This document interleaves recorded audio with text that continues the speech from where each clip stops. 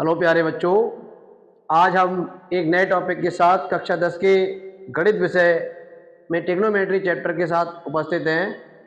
इसके अंतर्गत आज हम आपको त्रिकोणमिति के बेसिक के बारे में समझाएंगे, इंट्रोडक्शन के बारे में समझाएंगे, त्रिकोणमिति का परिचय बताएंगे। जैसा कि आप देख रहे हैं, त्रिकोणमिति का परिचय, पाठ का नाम है त्रिकोणमिति का परिचय। त्रिकोणमिति शब्द का अर्थ होता है त्रि मीन्स तीन, कोण मीन्स कोण, मिति मीन्स मापना, अर्थात तीन कोणों का मापना। त्रिभुज के तीन जो कोण होते हैं उनका अध्ययन इस चैप्टर के अंतर्गत करेंगे। गणित की वह शाखा जिसमें त्रिभुज की भुजाओं एवं कोणों का अध्ययन किया जाए उसे हम त्रिकोणमिति कहते हैं। त्रिकोणमिति को शुरू करने से पहले हमें कुछ विशेष इससे पहले के क्लासेस की जानकारियों को सीखना होगा।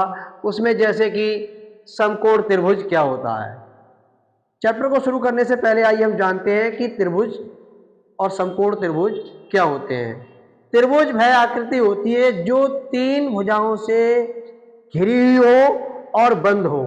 जैसा कि आप देख रहे हैं, ये ए बी सी एक त्रिभुज है जिसकी तीन भुजाएं हैं जो कि एक तीनों तरफ से घिरी हुई हैं और बंद आकृति है। तो त्रिभुज वह होता है जो वह आकृति जो तीन भुजाओं से घिरी हुई हो, त्रिभुज कहलाता है।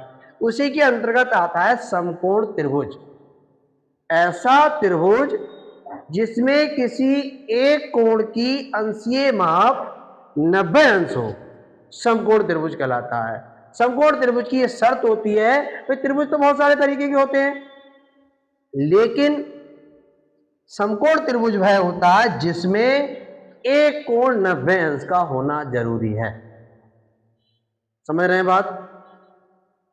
तो समकोण त्रिभुज के बारे में हमने जान लिया कि वह त्रिभुज जिसमें कोई एक कोण 90 अंश का होता है समकोण त्रिभुज कहलाता है। आइए जानते हैं कि समकोण त्रिभुज की जो तीनों भुजाएं हैं इनके आखिर नाम क्या होते हैं, इनके क्या क्या नाम हो सकते हैं त्रिकोणमिति के अंतर्गत। ये बहुत जरूरी है, ये आपके बहुत काम आएगा।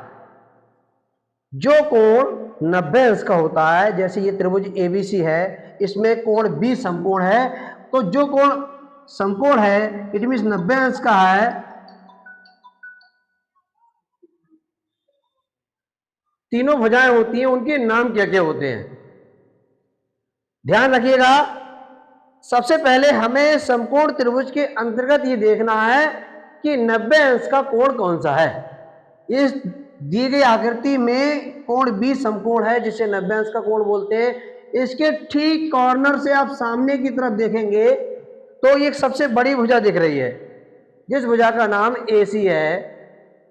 समकोण के सामने की भुजा ही कर्ण कहलाती है और इसको K से निरूपित करेंगे।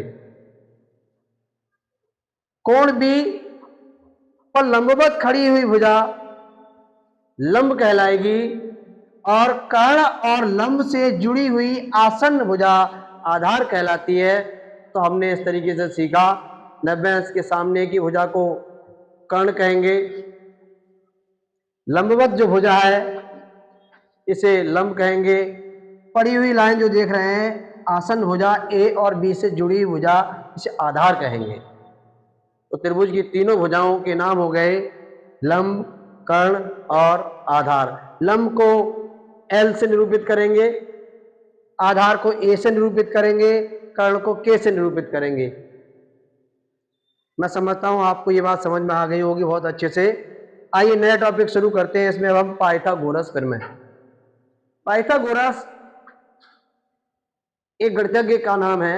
उन्होंने समकोण के आकार की जो आकृतियां होती हैं उनका अध्ययन करने के लिए एक प्रमेय दी जिसे हम पाइथागोरस प्रमेय कहते हैं। उसकी परिभाषा होती है, जैसे ये समकोण त्रिभुज है, ये पाइथागोरस प्रमेय हम केवल समकोण त्रिभुज में ही लगा सकते हैं। त्रिभुज तो बहुत सारे होते हैं लेकिन सभी में ये नहीं लगेगी, हम सिर्फ समकोण त्रिभुज में ही पाइथागोरस प्रमेय का प्रयोग करेंगे। ये बात आप बहुत अच्छे से याद रखना। तो इसकी परिभाषा होती है किसी समकोण त्रिभुज में, ये जो सबसे बड़ी भुजा है त्रिभुज की, कर्ण, किसी समकोण त्रिभुज में कर्ण का वर्ग त्रिभुज की शेष दोनों भुजाओं आधार और लंब के वर्गों के योग के बराबर होता है।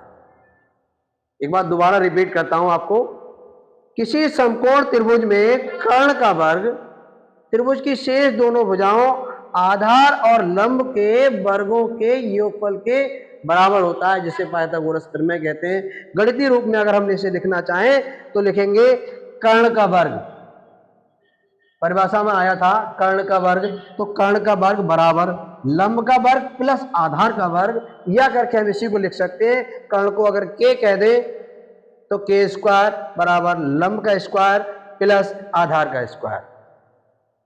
आज के क्लास में इतना ही, कल फिर मिलते हैं नेक्स्ट टॉपिक के साथ।